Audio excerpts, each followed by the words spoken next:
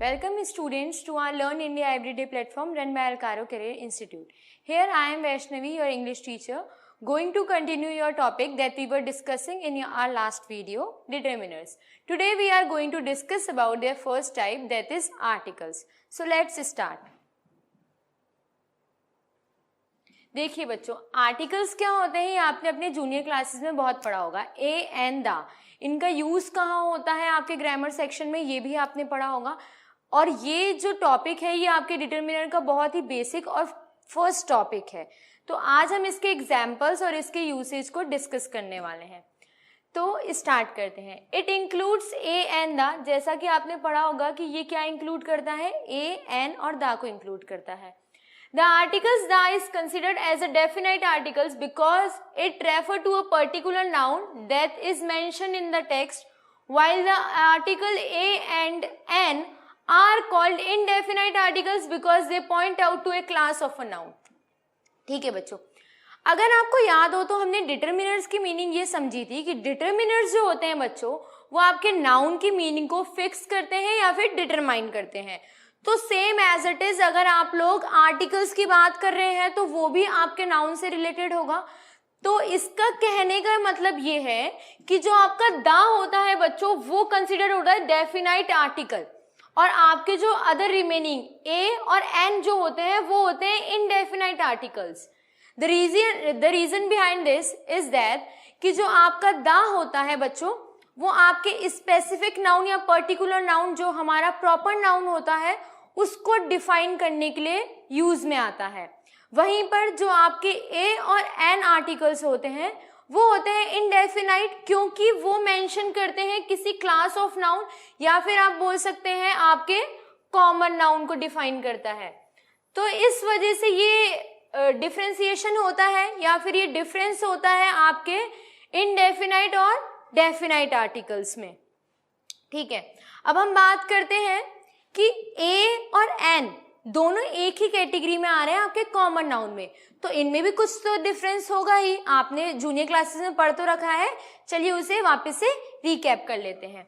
ठीक है, जो आर्टिकल ए होता है बच्चों आपका is used if it precedes the noun that start with a consonant और अ कॉन्सोनेंट साउंड. ये बच्चों आपको बहुत ध्यान में रखना है. ये लाइन जो अभी मैंने बोली है कि काफी सारे बच्चों को सिर्फ ये पता है कि जो आर्टिकल ए होता है वो आपके कॉन्सोनेंट वर्ड के लिए यूज होता है, बट ऐसा नहीं होता है. वो कॉन्सोनेंट वर्ड के साथ ही साथ उन वर्ड्स के साथ भी यूज होता है बच्चों जो कॉन्सोनेंट साउंड प्रोड्यूस करते हैं. ठीक है, तो इस लाइन का कहने का मतलब क्या था, प्रीसीड मतलब होता है बच्चों बिफोर. तो ये आपका जो आर्टिकल ए होता है बच्चों ये उन नाउन के पहले आता है, उन नाउन के प्रीसीड्स में आता है जो आपके कॉन्सोनेंट वर्ड से स्टार्ट हो रहे हो या फिर कॉन्सोनेंट साउंड प्रोड्यूस कर रहे हो. ठीक है, अब हम एग्जाम्पल्स की तरफ देखते हैं. अ बाइक, अब देखिए अ बाइक जो है, अब बाइक जो है वो बी क्या है, कॉन्सोनेंट है, तो इस वजह से हमने ए आर्टिकल का यूज किया है. और आप ये भी देखिए कि जो अ बाइक है उस बाइक का कोई प्रॉपरली स्पेसिफिकली नेम नहीं दे रखा है, तो वो कॉमन बाइक है, जनरल बाइक की बात हो रही है. तो इस वजह से आर्टिकल ए का दो यूज है. एक तो पहला कि वो कॉमन थिंग को इंडिकेट कर रहा है, दूसरा कि वो कॉन्सोनेंट वर्ड से स्टार्ट हो रहा है, इस वजह से हमने आर्टिकल ए का यूज किया है. सेकेंड एग्जाम्पल देखिए, अ वन आइड मैन. अब देखिए बच्चों जो वन है वो तो आपका वॉवल है, ओ एन ई वन, ओ आपका वॉवल होता है, बट फिर भी हमने उसको आर्टिकल ए में रखा है. क्यों?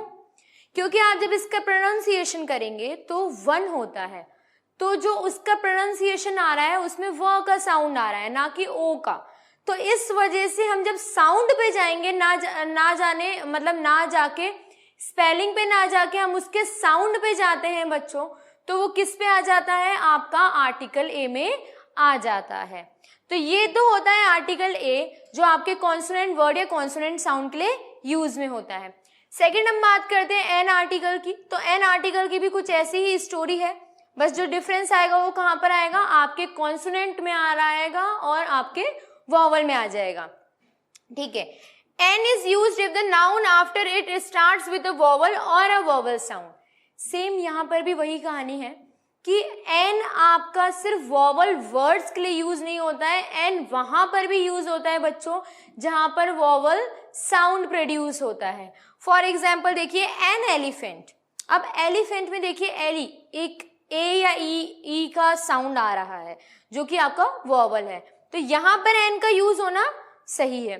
बट देखिए एन ऑनेस्ट गर्ल.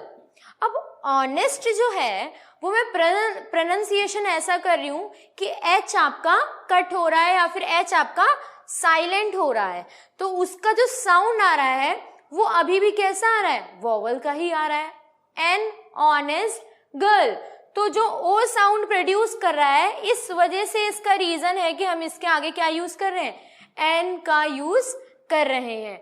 तो बच्चों ये होता है आपका आर्टिकल, जो कि दा जो होता है वो प्रॉपर थिंग्स, प्रॉपर नाउन के लिए यूज होता है. For example the Jaipur is the capital of Rajasthan. अब आप देखिए जो जयपुर है बच्चों वो आपका स्पेसिफिक है, आपका पर्टिकुलर प्लेस है, उसके जैसा कोई और प्लेस नहीं मौजूद है हमारे कंट्री में.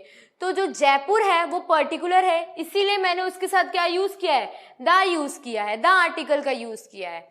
ठीक है, अब हम ए और एन की बात भी कर चुके हैं कि ए वहां पर यूज होता है जहां पर आपका कॉन्सोनेंट वर्ड या कॉन्सोनेंट साउंड प्रोड्यूस होगा. वहीं पर जो आपका एन है बच्चों वो वहां पर यूज होता है जहां पर आपके वॉवल वर्ड्स होंगे या फिर वॉवल साउंड प्रोड्यूस होगा. तो ये कहानी थी आपके आर्टिकल्स की, जो आपके डिटर्मिनर्स का पहला टॉपिक है और बहुत ही सिंपल है. तो keep revising and keep learning. Thank you so much for watching our video. आगे के नेक्स्ट टाइप हम नेक्स्ट वीडियो में डिस्कस करेंगे बच्चों. तब तक के लिए take care and keep learning. Thank you.